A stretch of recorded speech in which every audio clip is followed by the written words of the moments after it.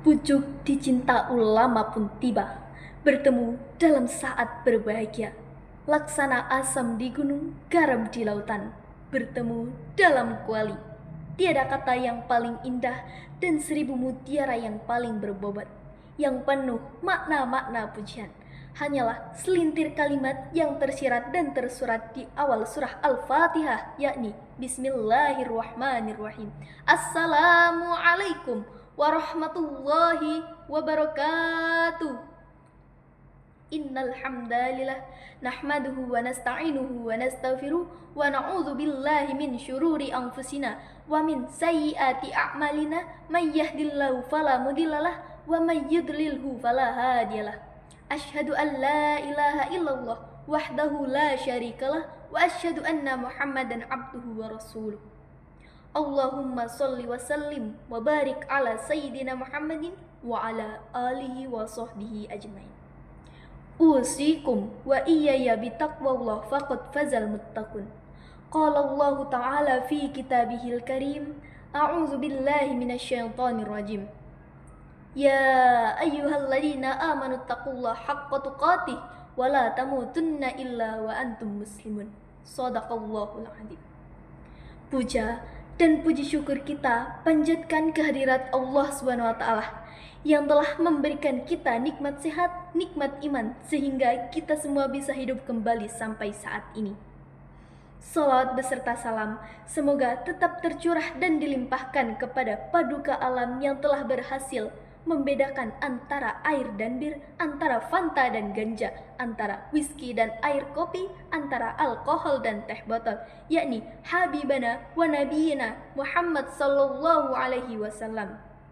Salawat yang keduanya semoga tetap tercurah dan dilimpahkan kepada para sahabatnya dan tabi'inya, yang mana mereka juga telah ikut andil aksi dalam rangka menyatukan Barat dan Timur, mengikis habis segala bentuk ajaran komunis, membabat segala maksiat yang dapat menyesatkan umat, sekaligus membumi hanguskan kubu-kubu Yahudi dan Nasrani, sehingga sampai sekarang bendera Islam masih tetap berkibar dan berkobar di penjuru dunia ini.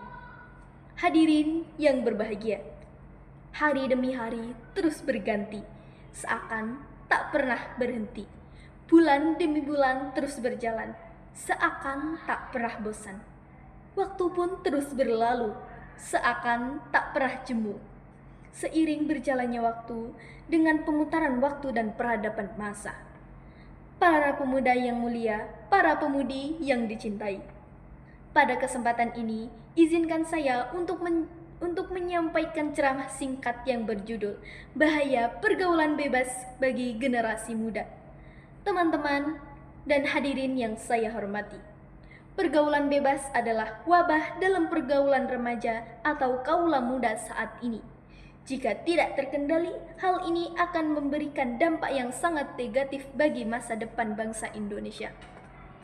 Pergaulan bebas ini ada dan dilakukan yang secara sengaja oleh kaum para pemuda, atau ada pula yang hanya sekedar mengikuti tren saja. Memang kita maklumi bahwa masa muda adalah masa yang penuh dengan harapan dan penuh dengan romantika kehidupan yang sangat indah.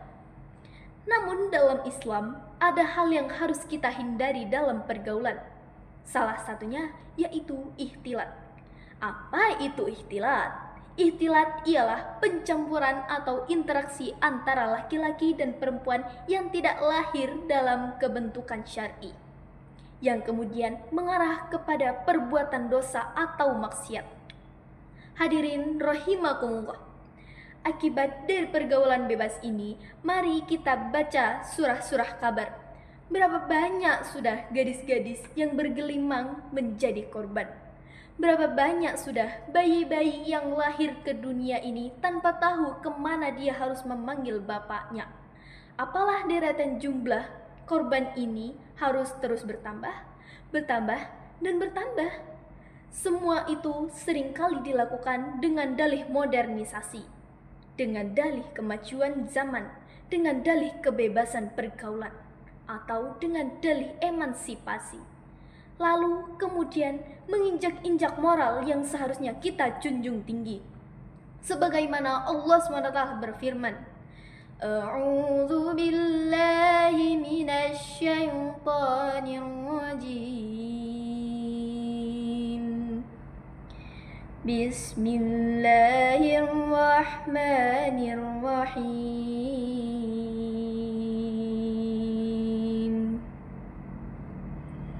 وَلْيَخْشَ الَّذِينَ لَوْ تَرَكُوا مِنْ خَلْفِهِمْ ذُرِّيَّةً ضِعَافًا خَافُوا عَلَيْهِمْ فَلْيَتَّقُوا اللَّهَ وَلْيَقُولُوا قَوْلًا سَدِيدًا.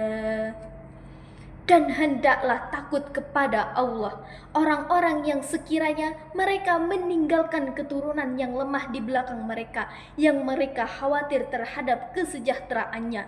Oleh sebab itu, hendaklah mereka bertakwa kepada Allah dan hendaklah mereka berbicara dengan tutur kata yang baik. Hadirin rahimakumullah. Jika kita kaji lebih dalam ayat ini, ayat tersebut diawali dengan kalimat yang secara semantik bermakna perintah dan kewajiban. Telah maklum pula bahwa kita ditekankan untuk memiliki sifat takut yang diungkapkan oleh Al-Quran tersebut. Oleh karena itu, kita sebagai umat wajib hukumnya bagi saya, bagi saudara sekalian untuk merasa takut meninggalkan generasi muda di belakang kita dalam keadaan yang lemah. Baik itu lemah secara fisik, lemah secara mental, lemah secara harta, lemah secara iman. Bahkan yang paling kita khawatirkan adalah lemah akidahnya.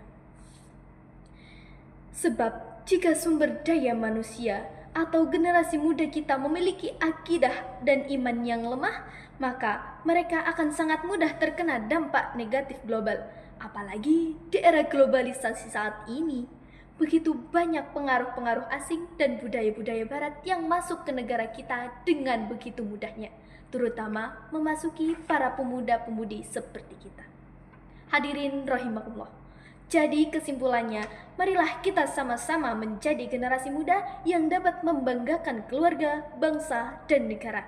Ingatlah bahwa pergaulan bebas hanya dapat merusak masa depan kita semua, serta membuat kita sengsara di akhirat kelak.